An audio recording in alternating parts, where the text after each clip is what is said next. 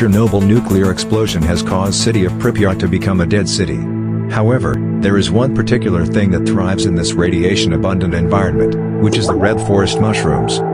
The red forest mushroom, one of the fungi known as the Chernobyl mushroom, have a unique ability to absorb and concentrate radioactive elements like cesium-137 and strontium-90 from the soil.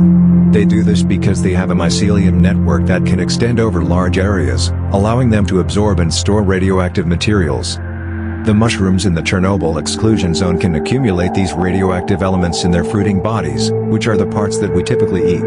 This makes them highly radioactive and unsafe for human consumption. These radioactive fungi play a role in the ecosystem of the Chernobyl exclusion zone by helping to redistribute radioactive materials in the environment. They can transport radioisotopes from deeper soil layers to the surface.